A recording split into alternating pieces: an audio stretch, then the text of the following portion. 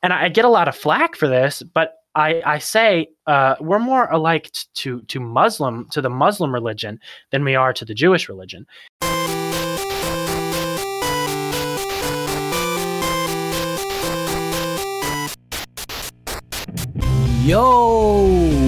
Yoba.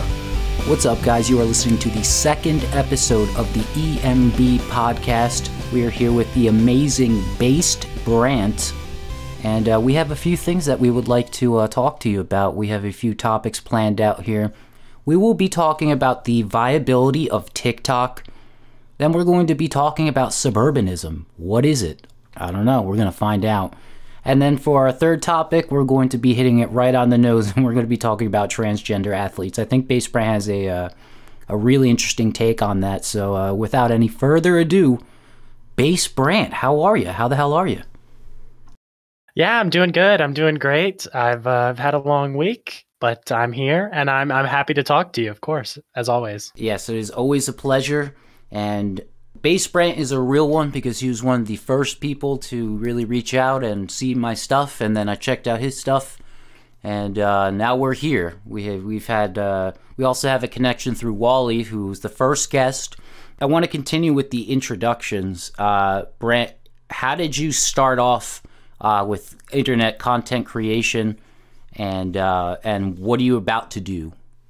Yeah, so I actually had a bit of a funny start. I'm not afraid to admit it. I started on Politalk or political TikTok. I was basically doing Joker shitpost memes, basically, where I would find a very easy video to sort of own the libs type conservatism, where it would be like some transgender or just a mentally ill, leftist woman, raging.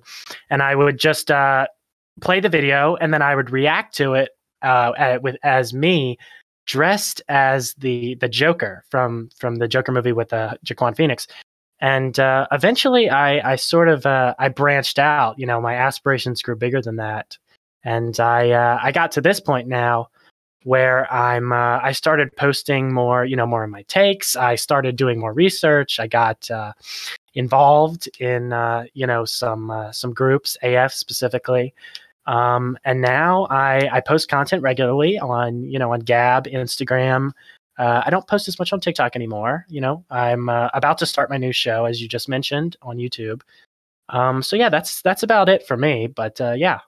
Joker shitposting. That sounds. I maybe have to dig up the art into the archives to see some of this stuff. But we all came from somewhere. I mean, were you always a conservative? Well, it's sort of interesting. I started out, and I guess this is how a lot of people in the movement got their start. The Trump revolution. That was it for me. And I'm only 18 now, but I think I was around 13 or 14 at the time. And I remember, obviously I was not an expert on politics. I had the most base level, but I remember, Trump running, and I was in 7th grade. And it's actually one of the fondest memories I have with my father. We stayed up the entire night of the election, watching the results, watching and at about 4 a.m. they announced Trump was winning. And I was pretty conservative. My parents are sort of Bush Republicans, so I built my basis for politics off of that.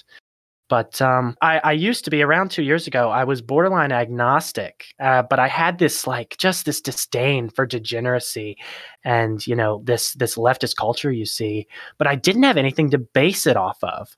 So and I think that's how a lot of people, especially in the movement, find their way to Christ, is they have this preset determination against the evils of leftism and just hookup culture and degeneracy in our culture, and they don't have a reasoning for it, but it's just set in their mind. And that was it for me. And eventually I found my way to Christ through that. I needed reasoning for my beliefs. And so yeah, I wasn't always the paleocon type I am now. I'm more paleocon adjacent, but I was probably not a libertarian, but more just a warhawk, neocon type. Yeah. Yeah, because that's the only thing you sort of get. Before the 2016 election, I can understand it, because I was actually an atheist for almost all of my life. And then around the 2016 election, I got the red pill. And then I started getting into, the entry level. We're talking about the libertarian to paleoconservative pipeline. Your Steven Crowders, your Ben Shapiro's, your PragerU's, your things like this. And I'm glad that I switched over. And then I'm also glad that I was born again, because I talked about this in the first podcast, the first episode, which was the Shield of Faith, which is a physical shield, and it's also a spiritual shield. That when you have a close relationship to God, he gives you the discernment to look at something and say, okay, this is evil, this is bad. I could take one look at someone, an organization, a celebrity, I could see exactly what they're about, because God gives you this shield of discernment.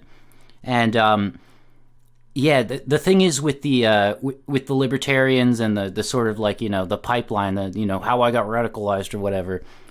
There's no viable pipeline anymore, because all the people that were actually based, that, sort of got us into, closer to the AF movement, they're all banned now. So that's part of my deal, is like with my content. I've said this on the first podcast. Basically, it acts as a bridge. It's trying to restore that pipeline, that unviable pipeline, just because everyone's banned. So I will clip some libertarian stuff. I'll clip some more, I've clipped Ron DeSantis and things like this. And hopefully someone sees that, who maybe is just like a PragerU conservative or a libertarian or something. And then, then they check out someone else that I've clipped that's, AF adjacent or part of AF. And you also mentioned something that caught my fancy here. So TikTok is not viable for politics anymore. You're just gonna get banned unless you're a Democrat, lib fart, shit lib. You're not going to get very far. So that's kind of what you ran? That's the same wall that you've ran into, right? That's why you don't post on TikTok as much. Yeah. So actually, it's funny you mentioned that.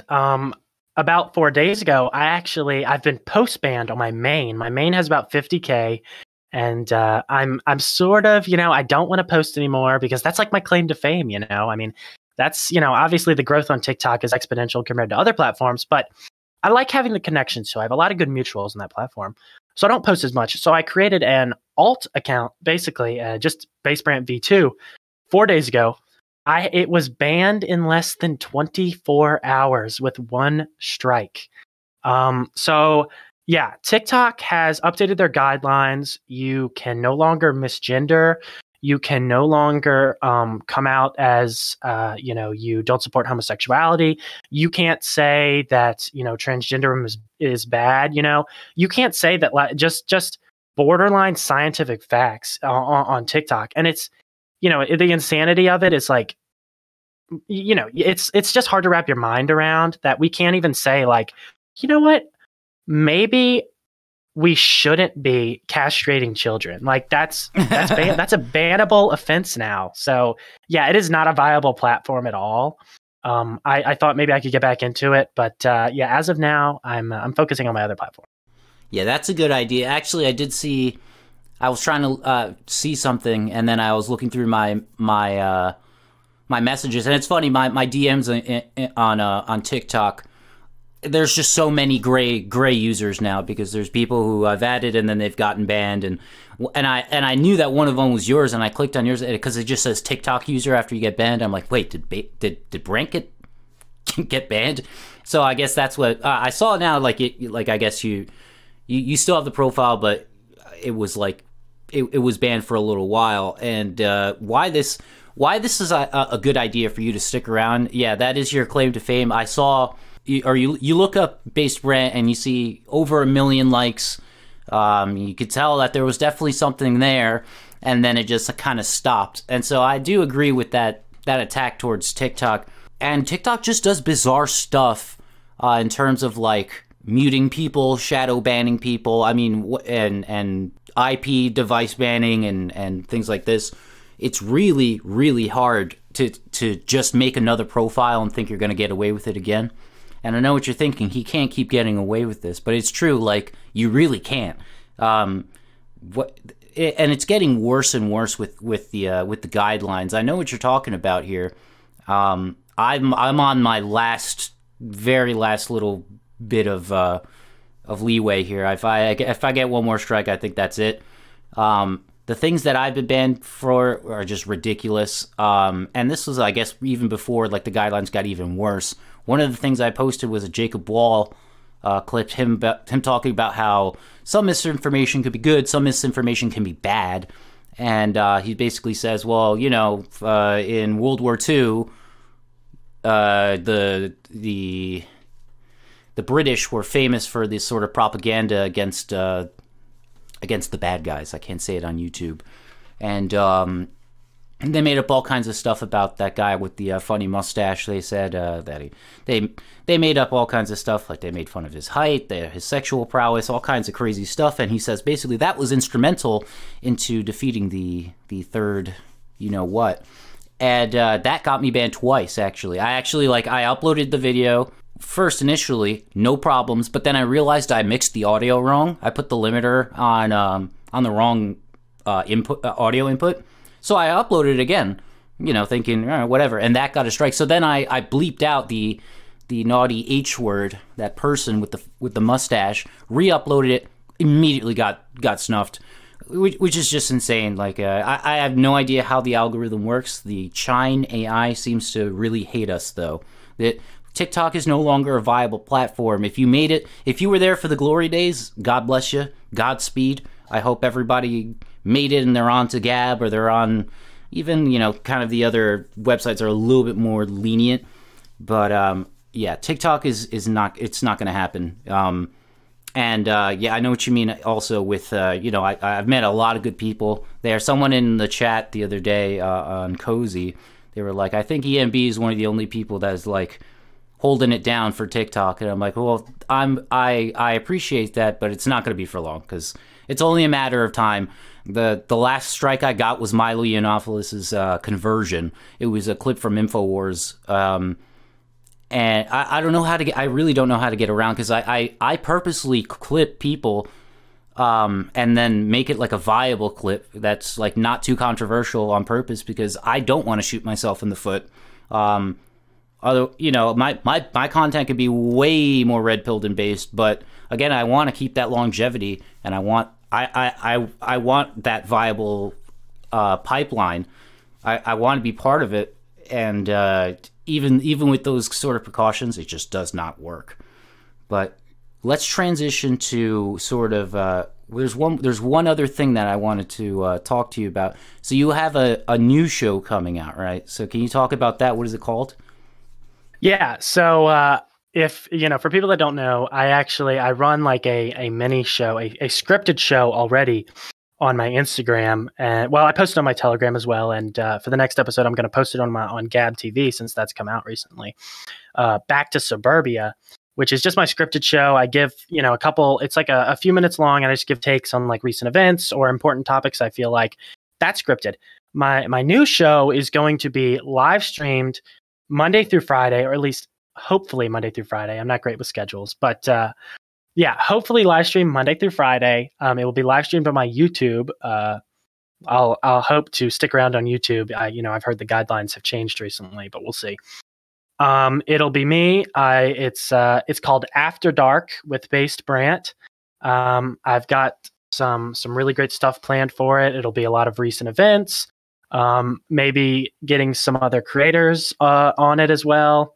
So yeah, it's going to be a good time. I'm hoping I can muster together some viewers for it. But yeah, it's going to be streaming, like I said, Monday through Friday, and yeah, that's about it. And Wally from the first episode did the intro, so you guys are going to see that. And I went on and on about how talented Wally is, because he does something that nobody else does. And so I'm glad that he was able to do your intro. I think he's in cahoots with some other people. Maybe they saw that intro and they wanted some stuff. I know, but I have a feeling he's going to be an integral part of this section of growth within the AF movement, because a lot of people are going to see that and they're going to think, well, that's dope. And then, you know, well, Wally made it. And also, he came right after I came out with the first episode. He made a teaser for his second epised, and I'm just like so stoked for that. The guy's so talented. I'm glad that you got to meet him and work with him, because he just does something else that no one else does, right? Yeah, I was amazed at some of the stuff he made, and for people listening to this, if you tune in, you'll see it. He made me a by commission, of course, a stream starting soon video and an intro and outro, and I posted them as teasers, basically, for my upcoming show.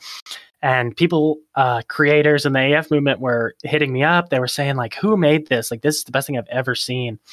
And I was like handing out his Discord username like left and right. People wanted to commission him for stuff. So yeah, it is like super great stuff, really high quality with some, some 3D, some Blender mixed in and all that. I was super impressed with it. So yeah. It's funny because he's messaging me and he's like, yeah, I think I got some more work, and he's telling me, I'm not going to name any names because we don't know for sure if they're going to work out, but he was like, oh yeah, and this guy hit me up and I might do some work for this guy. I'm like, oh yeah, just him. It's funny because he doesn't know these people yet, but he's just like dropping these names and I'm like, oh okay, just him. Like he doesn't even know who these people are, and it's like, it's just so funny to me. Like I had to explain to him like, no, this guy's like this dude, and I don't know, this will make more sense in the future, but I'm trying to introduce him into the, he's part of my team, and I'm trying to introduce him into the AF everything. He's from Canada, actually, he's from Ottawa, and man, I'm trying to get him I'm trying to get him work. I'm trying to get him over here because he needs to move to the US.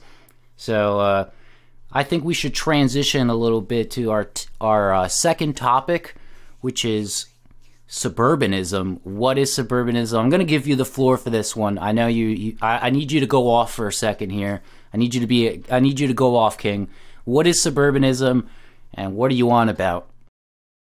Yeah, so suburbanism is basically a movement I'm sort of trying to cultivate off of my specific brand and aesthetic as an online presence. And I think you know this for viewers that see, if they check out my Instagram or any of my socials, it's very themed around the color purple, around a certain vibe and aesthetic. And it's basically it is a movement I'm trying to cultivate to put a stronger focus on family and returning basically to the suburban lifestyle, or and putting an emphasis on community as well, because at the end of the day, family is the building block of a nation, and off of that you just go higher up. So you go from family, and then next, family builds community builds cities, states, etc., in the goal of basically strengthening the state, is how I see it. So that's basically what it is. It's a movement I'm trying to cultivate to put an emphasis on family, and of course that goes with culture as well, because I talk a lot about the American culture, what it means to sort of try and revitalize that, the assimilation that's necessary for us to survive, basically. So yeah, I'm suburbanism. The actual definition online, if you look it up, is the doctrines of people who regard life in suburbia superior to life in cities or country. And I see the appeal of countries as well. But for me, a lot of times you look at the vilification of the suburban lifestyle, and people say, well, what it does is it basically separates people. It cuts social ties, because you have these people, they if you look at like 1950s-esque, consumerist, like propaganda and such, people will go, well, you have these people, and they live in basically what you would describe these cookie cutter houses, and they go to work 9 to 5. They are separated in their life. They're unhappy, and I'm trying to return to a culture where, and there's a great creator who I'm gonna plug him real quick as well, Kai Clips. He went on the Elijah Schaffer show and he talked about this as well, and I thought it was so important because not enough people talk about this. Is we don't have communities anymore that interact. We don't. And it is such a struggle. You have people that live in these huge expanses of neighborhood and they barely talk to their neighbors. And that's the problem. We've become so isolated from our communities and our cities and our towns, and we are struggling because of it.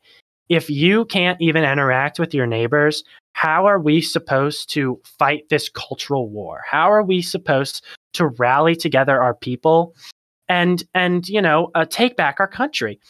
And so I'm advocating basically for a return to a stronger community, to a stronger town, because I look at it and I think that small towns, suburban cities, and of course, as well, the countryside, the rural area, that is America's last defense. You look at the areas that vote red, you look at the areas that consistently, are voting for Trump and are voting in right-wing policies. It's these people. It's not the inner cities. And it's not to say the inner cities are a lost cause, but it's going to take a hell of a lot more work to bring these inner cities back to what we need than to bring back the suburban area, your average small town, your average countryside. So yeah. Yeah, Kai really does a good job on the Elijah Schaffer podcast talking about this. He mentioned Bowling Alone, and that book that pretty much outlines this. The author called it a long time ago.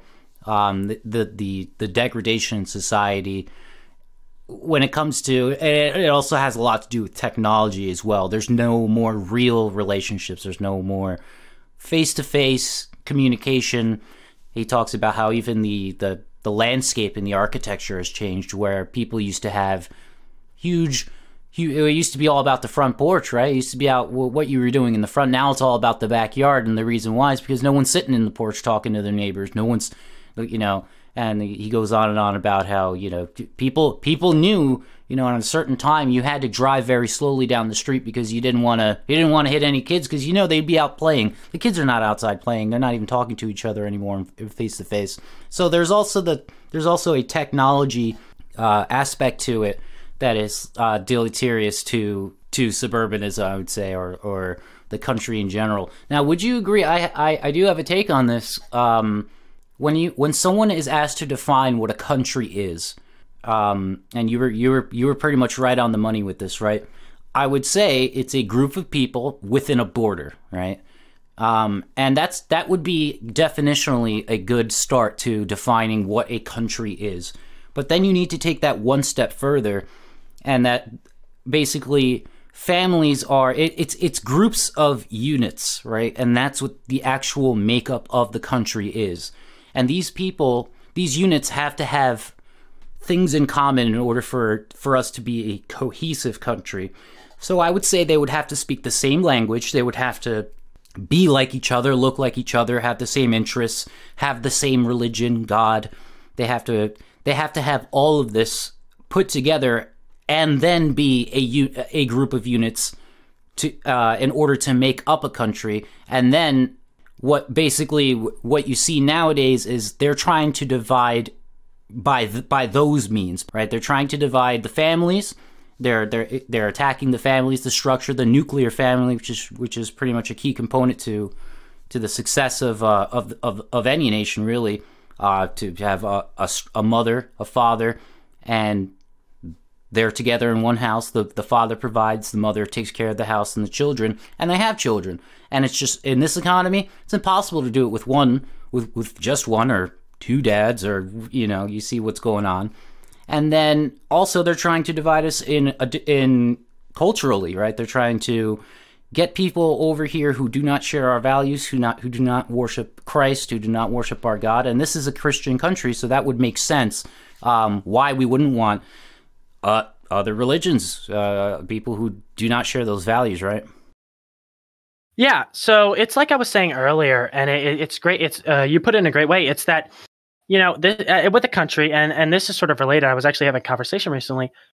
Someone was on my alt TikTok account before it got banned, and they were basically saying, if people need to culturally assimilate into America, why didn't the settlers during the 1400s or the 1500s come here and assimilate into Native American culture? Isn't that hypocritical? The Native American people were not a country. They were a group of just people traveling a land. They didn't have secure borders. They didn't have a distinct culture. There were hundreds upon thousands of different groups of subcultures within them. They all thought different things. They all fought against each other. So you can't assimilate into something that doesn't have borders and doesn't have a country and doesn't have a distinct people.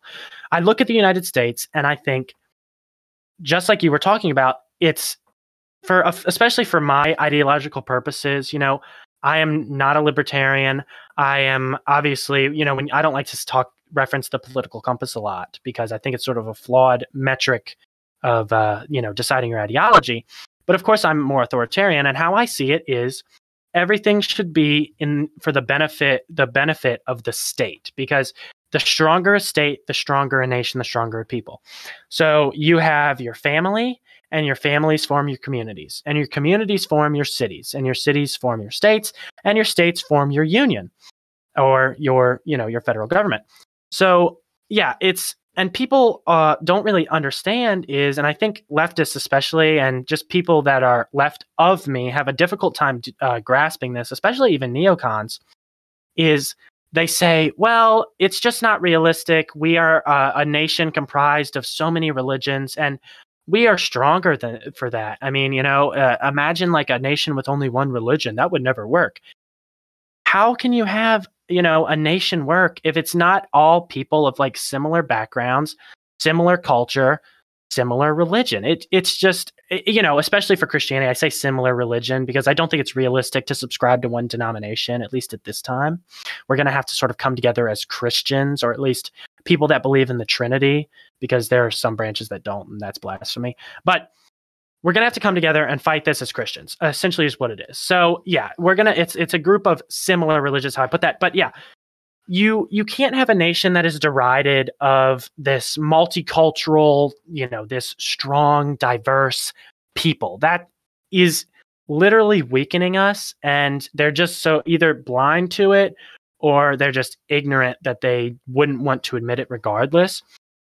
We cannot be a nation that can fight, that can fight against struggles, that can persevere without having a unified people. So, yeah, Jared Taylor talks about how there's only one institution in America that is still naturally separated or segregated by race, and that is the church. Most churches are mostly made up of mostly the same people, the same kind of people, and that is because it's been relatively untouched by means of the government or whatever. Because you really can't, when it comes to Christianity, and when it comes to the Christianity in the context of this country, we were once, and I think this is really the crux of it, is that we were once a Christian nation, and now we were a Christian nation, and there are Christians, but there's all these other kinds of people.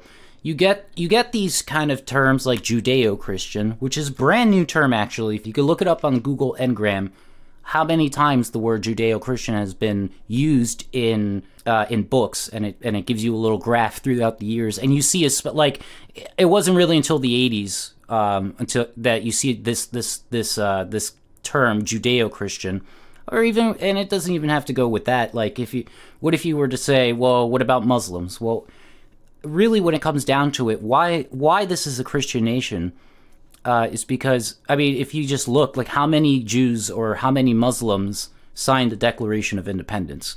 At the founding, no matter which way you chop it up, down, left, and right, this is a Christian nation, and that is, and it is imperative that we restore Christianity, because that is the the glue that unifies the units that makes up the foundation of the country.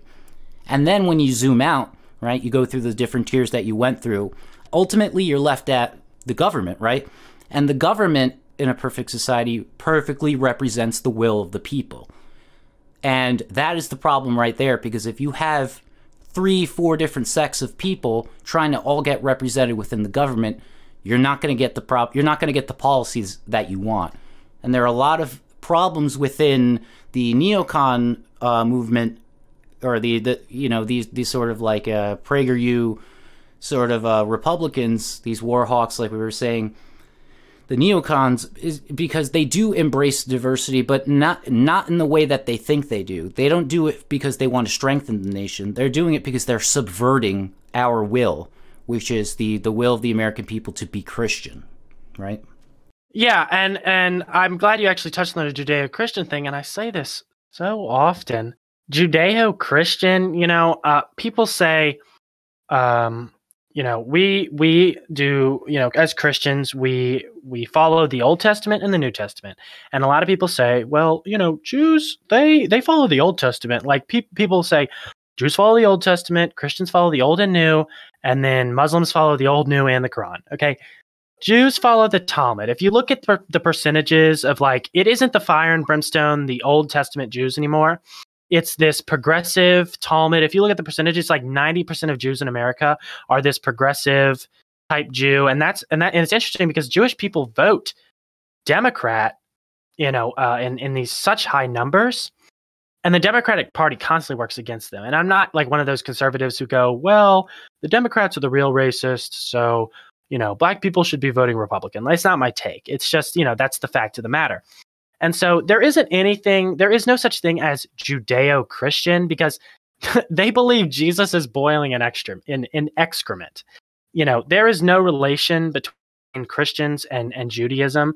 And I get a lot of flack for this, but I say we're more alike to the Muslim religion than we are to the Jewish religion. I know a lot of, obviously I think that America should be a Christian nation. Our national religion should be Christianity. But I know a lot of great Muslims within the movement. I'm someone specifically that I'm thinking of right now. But I have these talks with him, and he's a big populist, and he thinks the exact same things. And we have the very similar values. Whereas I talk to someone of the Jewish faith, and it's what we're completely opposing. So when people say the word Judeo-Christian, I kind of blank for a moment because it's such a weak talking point to that the Warhawks and the neocons constantly repeat over and over and over again. That is just so easily debunkable to me, and it's honestly working against us. Yeah, you could see Ben Shapiro, and because they do sort of lie about this, about the Judeo-Christian primacy and what they think about Christ. Ben Shapiro goes on the Joe Rogan podcast, and he gives this whole spiel. And Joe asks him, what do you think about Christ? What do the Jewish people think about Christ? And the way that Ben Shapiro words it, he's basically like, he was this Jewish revolutionary who, got too caught up in the politics and was subsequently killed by the Roman people because of this. And it's like, you are absolutely lying through your teeth, Ben, because again, that's not what you think Jesus is. You think Jesus is boiling a Jewish revolutionary wouldn't be boiling an excrement in hell. This is a Talmudic idea. It doesn't come from.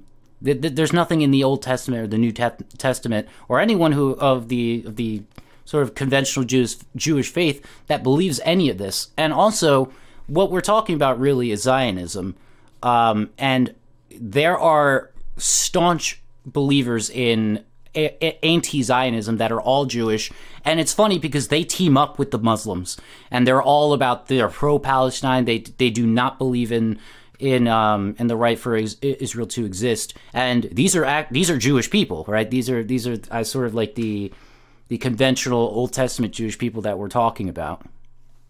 Yeah, it's interesting. You mentioned Palestine and Israel, and I'll touch on Ben Shapiro in a moment, actually, because he's sort of funny to me. But I don't have any specific qualms with the Israel-Palestine conflict. I'm just, a lot of times, and this is sort of a spiel that's sort of away from this whole conversation, but you mentioned it, so I'll go into it just a little bit. My qualms are obviously with foreign aid, and a lot of times that's the bulk of it. And a lot of people, especially in the AF movement, you look at clips from the Groyper Wars, basically, and people will go up to Charlie Kirk and they'll talk about the USS Liberty and such and such. Maybe this is a hot take in the movement. I don't personally believe the USS Liberty was some conspiracy theory. It probably was an accident. I can't fathom a reason. Maybe someone smarter than me can. I personally cannot fathom a reason that they would purposefully do that. Maybe just to see if they could get away with it. No, I'm kidding. But they can't keep getting away with it. Yeah, exactly. But my main qualms are basically with foreign aid in itself. I don't believe in foreign aid. I don't believe we should be sending foreign aid to anybody. I think the whole idea of having all these allyships and such is sort of a slippery slope. It puts us in some bad positions more often than not. And I think that for the Israel-Palestine conflict, there is no real right or wrong here. I think they are both morally bankrupt, and it's like two sides of the same coin. It's just like a bad coin. And a lot of the times the defense is, well, you look at it and the Bible says Israel is the land of God's chosen people. Well, the current state of Israel is a secular nation. They are not a theocracy. Their official religion is not Judaism. So that's sort of it. And if I may touch on Ben Shapiro actually for a moment, he is sort of funny to me in that he's similar to Candace Owens. I like Candace Owens a lot more, but he is like the token basically, and that's sort of always his line. And a lot of people in the paleo movement, especially the AF movement, obviously do not like Ben Shapiro. And yeah, he is feeding like horrible talking points. The entire Daily Wire company institution, like I think the only really good guy on there is like Matt Walsh has some pretty solid takes. Michael Knowles is pretty solid as well. Yeah, I was going to say Michael Knowles for sure.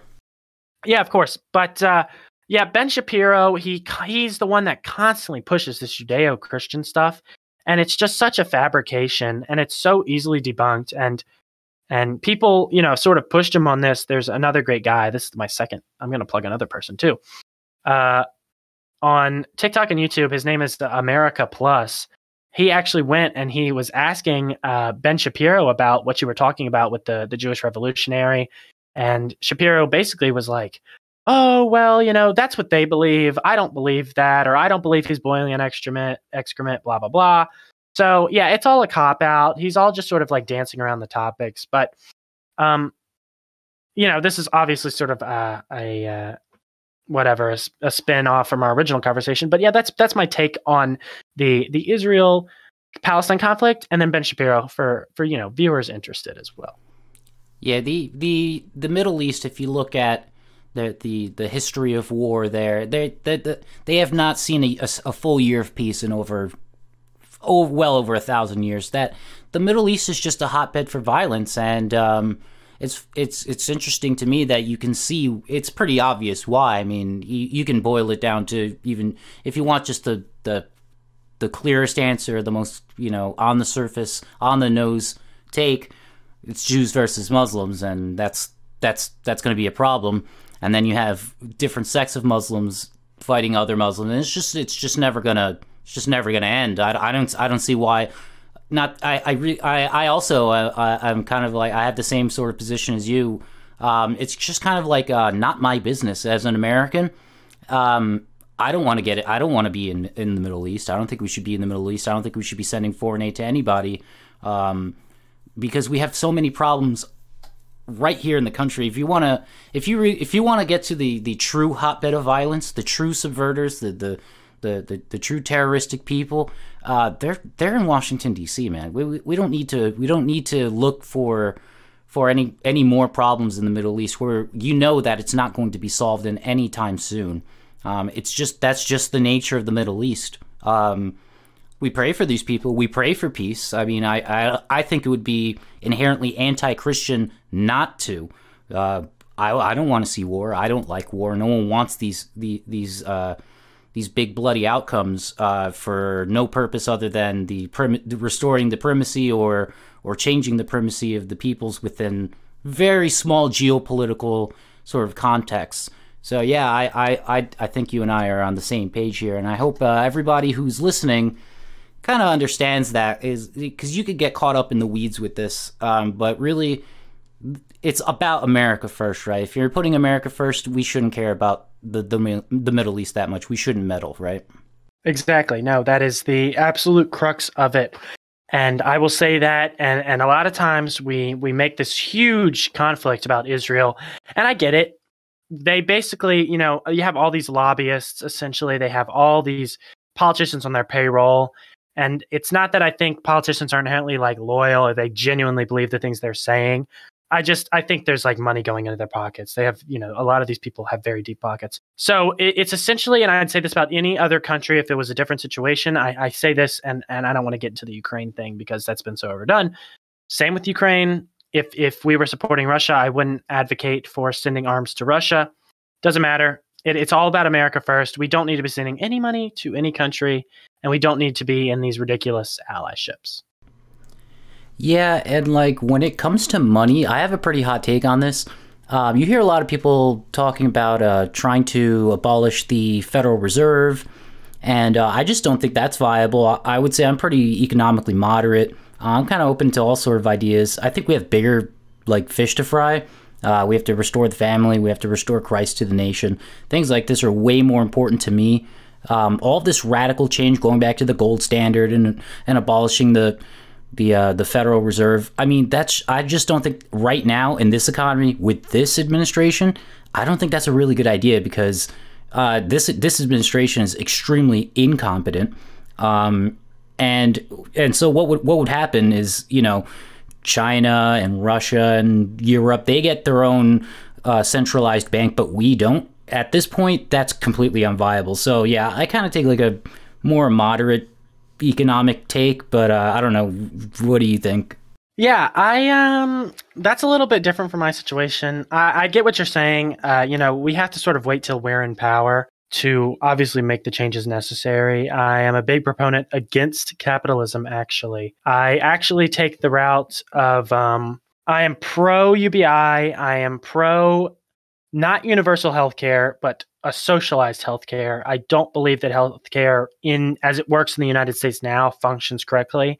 I think that there should be some sort of fallback for certain, you know, impoverished groups, but it has to, I don't know the specifics how it would work. It has to be set up by someone much smarter than me, obviously. But yeah, universal healthcare is flawed. You wait like 7 months for basic treatments. So it has to be some sort of socialized healthcare where it's like subsidized or something to that effect. And I'm a big proponent of corporatism, which is a little people. I'm not going to go too much into it because, you know, obviously we're limited on time. But it's basically it's not corporations as you think of them now. It's corpori, which is like a group of people or a faction of like workers, basically, where everything serves the state. So the government or the state decides like what is, you know, necessary for our economy to do best, for our people to do best. People are basically sorted into groups of like workers based on like their interests. It's like no different than how you choose a job now, but I'm talking in terms of like blue collar workers. So the government will hypothetically go to companies and they will say, we need this many cars for our economy to thrive and our people to thrive, make this many cars. And, you know, just because the state says to make that many cars doesn't mean that many cars is being made. But hypothetically, that's the premise it's built upon, because my entire ideological stance is, and I said this earlier, whatever serves the state best serves the people best, personally. And obviously not in this current governmental form. I'm anti-democracy, big proponent of that. But in, you know, when we take power and we change the government and we sort of put in this legislation necessary in this policy, that's my economic take, basically. So, yeah. I think that all kind of wraps up very well in a bow, because I agree. I would say the best outcome would be if the state perfectly represented the will of the people. We know that doesn't always come out perfectly, but if that were the case, if that was the hypothetical, I'd say that that's a good end goal. If the state perfectly represents the will of the people, as a government should, that I think that would be the best outcome. The problem is, and now this is how we go full circle, we have all kinds of different people with all kinds of different takes and all kinds of different values, and that's why we cannot agree with one sort of one way of handling things, and that's why the family is so important, and that's why these units are so important, because they bring everything sort of together, and so that it can be enacted into the government perfectly, right? That's right on the nose. Yeah. Yes, of course. Yeah. There's a reflection, right? It's like a mirror. There's a little bit of a motif going on with this podcast. The family is really important, right? And that would be the crux of the issue. We know that other countries are building up their families. Russia's building their families up. China's doing a lot better nowadays with with bringing up the family, making sure that they're okay. You can look at Hungary, and Hungary's got pronatal policy basically, where if you have a certain amount of children, you get subsidized loans, and they'll waive your taxes and things like this. They'll give you a house. They're doing everything that they possibly can to incentivize marriage and kids being born within that sort of nuclear family. And we're doing the opposite in America. Ed and Lauren Witzke have an awesome take on this. Lauren was absolutely going off the other day on Crosstalk News about this, and I completely agree with that. And so if we're going to put family first, one of the things this is going to segue into our third topic. One of the things we should talk about is this. This kind of just happened, right? There's this NCAA swimmer. And I saw this happen today on Facebook. Don't go on Facebook, it's a cesspool, but I don't know why I'm still on there. I don't even know why I even bother with these people, but this guy had this take, and I could not disagree more. He says, you know what? I'm all right. I'm totally okay with the LGBTQ community, whatever, but this goes too far. We shouldn't have transgender athletes operating with it. They should have their own league, or, whatever cold take he's trying to push. And what I'm saying is, how can you care more about the competition of a sport rather than like the destruction of the nuclear family? Because that's ultimately what it is.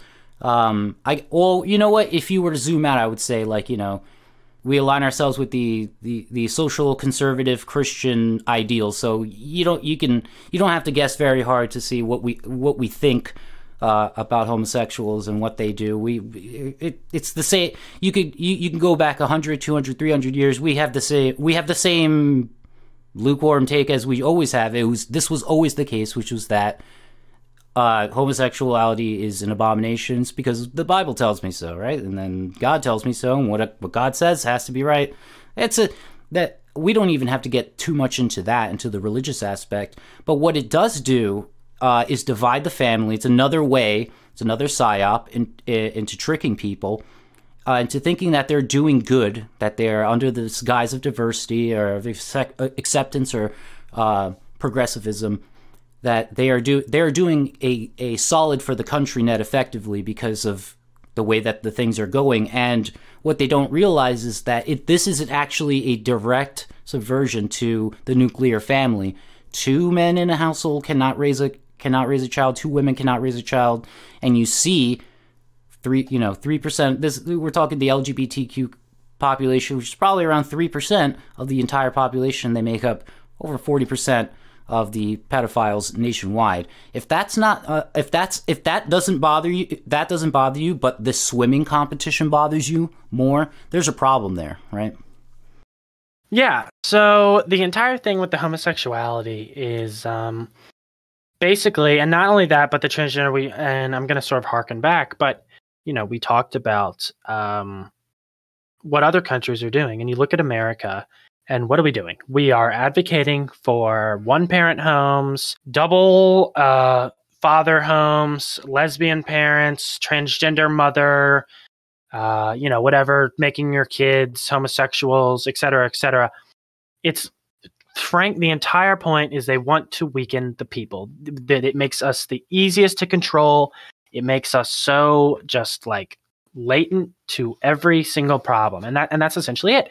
And this whole transformer issue is, we've gone so far as to let it interfere, just in like basic gender roles, and in just not even that, but like, and I hate to use the term biological female and male, because when you use those terms, you're ceding to the left, because you're sort of insinuating that there's, such a thing as not a biological. Right, it's redundant. Yeah. But we are allowing a man to swim with women, and it is a fact, and I hate to even like clarify this, that men will always come dominant, like physically, over women. So the whole thing is, you look at it, and I think what was the vote? Was that 2013 that we legalized gay marriage and we gave them benefits for being married for some time? It was more recent than a lot of people think, but you give an inch and they take a mile. And we as Christians believe that the family is a sacred institution, and that is the right belief, and it's the belief that strengthens the nation most. But now we have two father homes. A male and a female is the best and most well-rounded way to raise a family. Children need masculine and feminine influence, no matter their sex, because you have to have that mix, or else you end up with kids that are men, but way too feminine. They end up homosexuals, they end up gay, because they're basically being indoctrinated from birth. And I'm actually going to touch lightly on the Dave Rubin controversy too, because that's actually sort of prevalent. I'm sure you've seen this, and maybe if the viewers don't know, I'll give a short explanation. Dave Rubin, who is like, conservative, basically, I think he used to be on Young Turks, is paying a surrogate mother to have his children, which is basically like the commodification of children. You're buying children, you're renting a woman to have your child, and then two gay men are raising your children. So, you see it, even conservatives, people that claim to be conservative, are backing this. And it's just the absolute insanity. And I saw a great tweet on this. Someone was saying, if Leah Thomas came out and said she hates socialism and big government, Turning Point USA would be hyping her up, just like we do Caitlyn Jenner. And we can't. We have to put our foot down. It's like, is it okay here, but it's not okay here? And it's what you said earlier with the, I'm okay with this, but not this. We have these conservative Inc., basically, groups hyping up people like Caitlyn Jenner, or I'm going to say Bruce Jenner, actually, hyping up people like Bruce Jenner, but then they're quick to vilify Leah Thomas. What's the difference? There really is no difference. The more ground we cede, they're taking so much more ground than we're actually ceding. Like I said, we give an inch, they take a mile. So the whole transgender thing, it's sort of like, what can you say about it that hasn't already been said? The absolute insanity of it. But my ultimate take on it is, there is such a great irony to stories like this for the left, because you hear it all the time, the destruction of the patriarchy. And, obviously I'm pro patriarchy, so I'm going to say this with a little irony. When people like Leah Thomas and all these other transgender athletes, you had that transgender that was a transgender female going on to Jeopardy, and I think they made the most money ever in Jeopardy history. The patriarchy always comes out on top. I mean, we just find a way to keep winning. They hate it so much. It's like, you go so far left, you go right. You can't destroy the patriarchy if you're advocating for trans women to swim in women's sports. And so there's a awesome irony to it, but at the same time, you sort of have to open their eyes to it. And, we can't have these conservative Inc. groups seeding anymore like this. We can't be propping up people like Caitlyn Jenner or Bruce Jenner and then going and quick to vilify Leah Thomas. It's just so working against us. And when I see stuff like that, it's, I'm not one to get mad very easily, but it is agitating. It really is. Well, there's one benefit to this. There's one positive thing that has come out of this, which is now we have the shit list. Everybody who has come out for Dave Rubin or even for Leah Thomas, now we know who's on our side and who isn't. And it's really, it's scary how many of these people we used to grow up watching, especially during the 2016 election. We're talking about, again, going back to the paleo-conservative pipeline, right? We started off as libertarian. We watched Steven Crowder. We watched, PragerU, and now we're here. It's funny just how many of them are now coming out and saying, "Oh, this is perfect." Dave Rubin, I thought he was sort of opening up to God. I thought for sure he was, having some sort of transformative process. Well, it looks like he hasn't gone very far. It is inherently anti-Christian. You mentioned something about the patriarchy. I thought that was really funny. Yes, men always find, again, men just win. In the end, men just win. And I say this, kind of telling a joke. It is kind of ironic, but I have said this before. This clown world, we make these jokes and it's funny, but like now it's just getting sad because it's getting way too real. We're praying for these kids. These kids that are going to get adopted, or I don't know how it works. I don't want to know how it works with Dave and his husband, his partner. I don't know. I don't know the specifics. I don't want to know. But it started off as a Clown World kind of like context joke. Well, look how ridiculous this is. But now it's getting a little bit too real. Once you start bringing in the kids, once you actually start seeing unfold right before your very eyes, it just gets sad. So ultimately, as Christians, we have to pray for these people. We have to pray that they change their ways. We have to pray for the safety and these sort of considerations for the children, because that's when it stops not getting funny, right? Yeah, of course. No. And, you saw in 2016, there was this trend of the Own the Libs, Ben Shapiro destroys crazy trans leftist.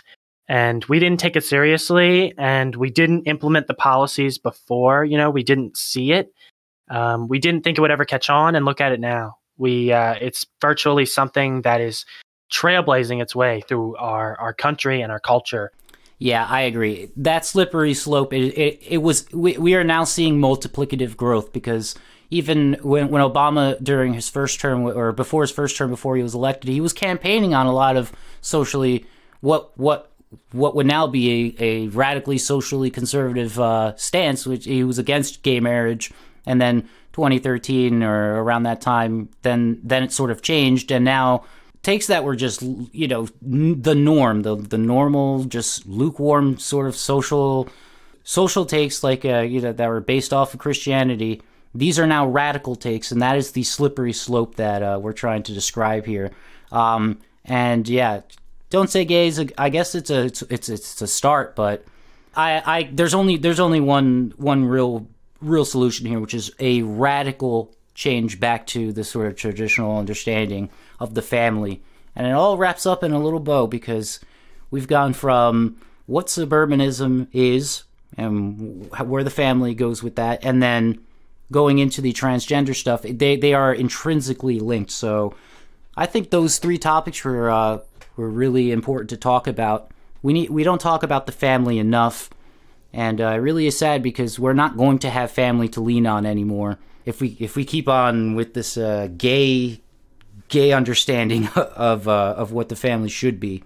We're gonna wrap up. Yo, Brent, where can people find you? Yeah, so my link tree is linktr.ee/basedbrant. That's BRANT.